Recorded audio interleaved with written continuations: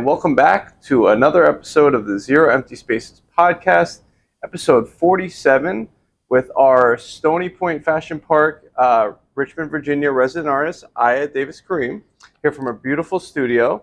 If you didn't know about Zero Empty Spaces, myself, Evan Snow, my business partner, Mr. Andrew Martineau, as arts advocates, community builders, and creative entrepreneurs and placemakers, started an initiative to activate vacant commercial real estate spaces to create affordable artist studios so artists like her have space to create and collaborate affordably outside their homes.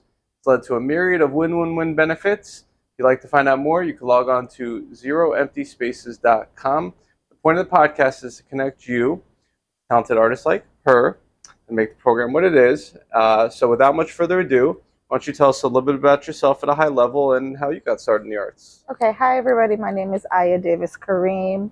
I'm a Jamaican American mixed media artist. I primarily use brightly colored acrylics, fabrics, found objects to create pieces that kind of center melanated people, particularly Black women.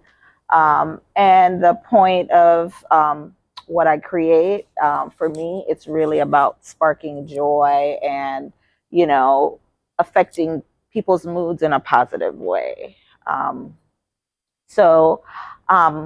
about 7 years into my art practice. I always knew I loved art as a child, but I was kind of steered by family and societal expectations into a profession that was more, you know, respectable. So I studied architecture at school, didn't really love it, kind of took some time and explored some other things like fashion design and interior design. And then I became a mom, and I've been a mom, a stay-at-home mom, for probably the last 20-something years. Divorced in 2016 and just kind of started picking up a paintbrush again. Initially, it was just therapeutic, you know, like, oh, I like painting. Let me see what happens. And, you know, created a few paintings. Friends loved them. Asked about buying. And, you know, about a year after that, I decided to enter an art call at the Torpedo Factory in Alexandria and was actually accepted. And that was when I first started really kind of calling myself an artist. So that was 2018. And then in 2019, I was still kind of building up, actually submitted for an art call during Art Basel in Miami at the Little Haiti Cultural Center. And went down there, and from there I was like, okay, I'm an artist. And things were picking up, and then the pandemic hit. Did you get into that Little Haiti? I did. Oh, nice. Congrats. I did. Yeah, I did. And it was really a wonderful experience to go down there and just visit some of the art fairs and see what other professional artists are doing, or just artists at all levels, really. Hear from, you know, other art professionals like curators and gallerists and even collectors. So yeah, it was just very informative. That's interesting. And for those that might not be familiar, we're based in South Florida. Yeah. And we love Richmond. Yeah. And we view Richmond as a well-cultured destination, one of the finest museums anywhere, the VMFA. It is. Some phenomenal studio programs, some phenomenal arts organizations here. But we find that from our travels that we're getting inspiration and insights and different perspectives, and we encourage and we're glad to hear that you took that leap and stepped outside your comfort zone to go down to Miami, or even to go to Alexandria, which I understand is not exactly next door to Richmond, right? To, you know, pursue your artistic prowess and grow your insight and practice. How has your work and your practice evolved, maybe from when you first started dabbling to the works that you're making now here in 2023? Well, I was actually living in the Northern Virginia, DC area for the last 20-something years. I relocated to Richmond about a year ago. Nice. So, you know, initially when I started my practice, I was up there. I did not have a studio space. I was using like a little room next to my bedroom as my studio. Right. And initially it worked because if I wanted to get up at 2 a.m. and paint, I could, right? But the downside of that is it's too close to my bed. So, like, you can be a little lazy or say, I'll just do that later. I'll do that another time. So, I wasn't very productive, and I had to really discipline myself and say, I'm going to sit in my studio today for 2 hours or 4 hours or 15 minutes, whatever, But moving down here, I should say, it felt a little difficult to break into the DC art scene. So I heard. And I still don't fully understand it. Sure. But coming back here, because Richmond is a smaller town, but it's also it's very steeped in the arts and the culture. I was able to connect with like-minded artists much quicker and,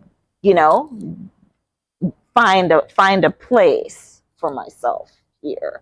And obviously having a space away from home to come to and just focus, my productivity has, really changed. I'm taking myself more seriously as an artist, and other people are taking me more seriously as an artist. Amen. Too. Yeah. Love to hear that. Yeah. And it's shown because if you follow on your social media, you can see you've now had a couple nice exhibits and shows and pop-ups recently, deservedly so. You have some interesting works here that some differ, some are more mixed media, some are more interactive. Could you tell us a little bit about your style and what you want to convey to the viewer? So my style kind of evolved from a number of influences. The first one I would say is, Caribbean art. My parents did collect art and did have a lot of friends who were artists. So growing up, some of the art that they had in our home was an influence.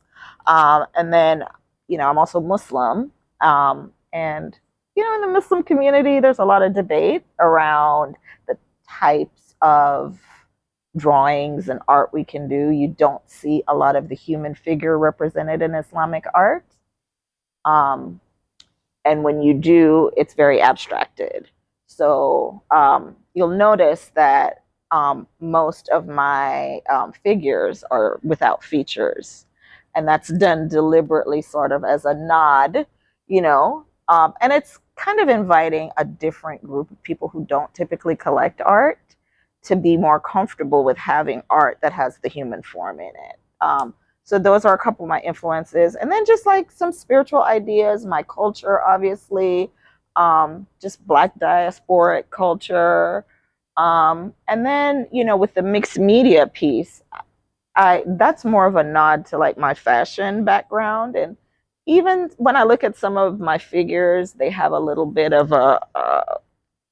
like a fashion illustration sense to them. So yeah, you can just kind of see how a lot of my life experiences get translated into the work. I'm really glad that you mentioned that. I mean, one could assume and one could see things the way that they see them from their background, from their purview of life.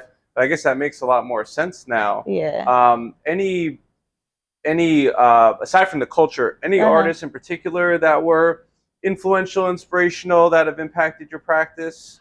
Well, I mean, from maybe you won't see it in my style per se, but women artists like Georgia O'Keeffe and Frida Kahlo were early influences for me. And then, a lot of the artists that came out of like the Harlem Renaissance were a huge influence. Jacob Lawrence, those artists are a huge influence for me. What was the question again? That was the answer. That was it. Mm-hmm. No, those are some good ones. Yeah, and then there are a lot of living artists that inspire me.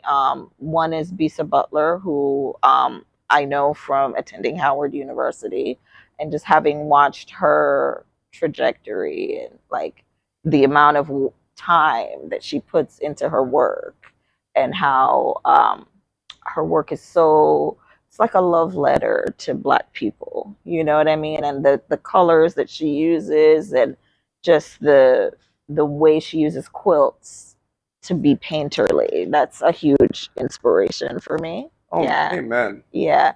And then, there's some local artists here. A friend of mine, S. Ross Brown, who we've been friends since high school.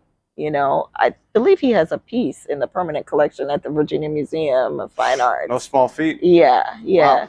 Wow. So to have known Ross, when we were younger, and he was still, trying to figure things out as an artist, to see him now thriving, yeah, that's a huge inspiration. Could you, once again, we live in South Florida, and we love Richmond, and we're glad to come up here and explore and support. And you now have had some success, in the last couple months, weeks, recently exhibiting. Yeah. Could you maybe give your take or summary as a local independent artist on, what the Richmond art scene is like, especially as you said, maybe the DC scene is a little bit more tough to crack? Well, I can't speak for the entirety of the Richmond art scene, because I'm still meeting people. I'm still figuring out the lay of the land, but I've tapped in with a number of the Black artists in Richmond that sort of have this loose collective, if you will.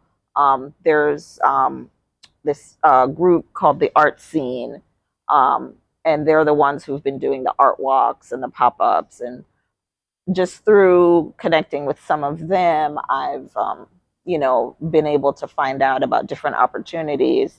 And that came from a show in Charlottesville, actually, nice. That I applied to, that was open to all Virginia artists. And, I met some Richmond artists there, and the relationships have just grown. But it's vibrant. The art scene here is vibrant. And that's evident if you go down by VCU, the Arts District, right around Broad Street, Jackson Ward downtown areas. It's vibrant. Yeah. The Fan District? The Fan District, the Museum District. Oh, yes. Yeah, the arts is huge here. It's very much woven into the fabric. And interestingly enough, and I'm not an expert on the geography here, so bear with me, but, there a lot of cultural activity obviously happens in the downtown and the city centers, and that's where the Broad Street and the Fan District and a lot of the studios are. So we're here in Stony Point, which is kind of like suburb. Yes, a bit. Yes. 15 minutes or so. Yeah, but I actually think this is a really convenient location. My family's house is actually right down the street off Chippenham Parkway, so this is really convenient to me. But what I like about this location is it's convenient to everything. It's a 15-minute drive to downtown. It's a 10 or 15-minute drive to Western Henrico. You can get anywhere in Richmond from this area quickly. Right. And it's also, to your point of the family, home being right down the street here, you might not really want to drive 20, 30, 15 minutes, whatever the case may be. For sure. Especially when it's cold, if you have to shovel snow. Or it's late at night. Yes. And Stony Point, this shopping center, one of the more beautiful fashion parks around. It is. We're located, feet from Saks Fifth Avenue. Right. There's some great retailers now. The center has gone through a transition period. They did go through receivership, and they are now, on the way back up. And just from the last time I've been here, I've already noticed a bunch of new tenants. They recently added this new open canister rule that you can walk around the fashion park with an open canister, which was newsworthy. And this is certainly newsworthy. And I'm certainly glad that we're not only contributing to the already thriving cultural landscape in Richmond, but we're supporting talented local artists like yourself that are deserving of an opportunity to have affordable workspace without having to take that second bedroom, third, fourth bedroom, garage, kitchen table, what have you. Yeah. So with that being the case, we always like to ask, what are some of your favorite things about having a studio to create in outside of your home? You already kind of touched on some, but yeah, like I mentioned, having a place to to be able to focus and just be in my zone. Like sometimes it's really quiet in here and I get lost in the work and I look up and I'm like, I've been here 4 or 5 hours and I've produced so much. I love that. But I also love the fact that this is public facing. And it's not just like a warehouse somewhere that, people have, just been walking by when I'm here working sometimes and they're like, what is this? And they come in and they're introduced not just to the concept, but to every artist's work. And then they're like, I'm going to come back. I want to buy something. So that excites me and, motivates me basically to be here.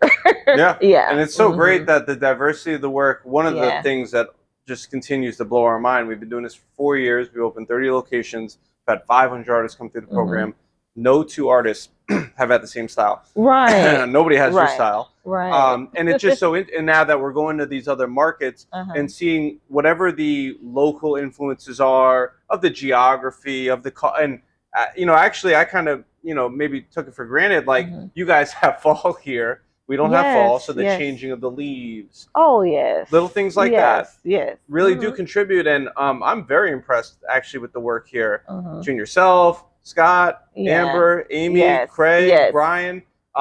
There's, some very interesting works. We're excited as we grow and scale this program to launch an e-commerce component coming up here soon for artists so that you could have a platform with us to sell. We're not charging you to get listed on there like an artsy. And then as we grow and scale this program, we go to other markets. Let's say we open in Boston. Someone's going to stumble on the website, look at the list of artists, say, oh, who's this artist in Richmond? I kind of like that. Or, who's this artist in Florida? So we're glad to do that. We're glad to support. I would like to take the camera and just maybe show them a little bit of your studio and a little bit, of some of your additional work here. Yeah, of course. Thank you. Yeah. So beautiful works, beautiful studio here. If they'd like to see more of your works and your practice, where can they find you on social media and the interwebs? You can find me on Instagram. My handle is at Ayah.Davis, AYAH.DAVIS. And my website is ayahcreates.com, AYAHCREATES.com. I love it. And we're zooming in here to show a little bit more of the work. And I was going to say the features, but it's, some of them intentionally don't have features, which is interesting. So I appreciate you sharing that. We're going to keep you guys posted. We will be scheduling a formal grand opening reception for this location in the coming weeks here, so stay tuned. And we do still have some more space available here if you'd like to join I and other talented artists up here in Stony Point Fashion Park in beautiful Richmond, Virginia. We appreciate you making the time to join us today and encourage you guys to come check her out. All righty. Cheers.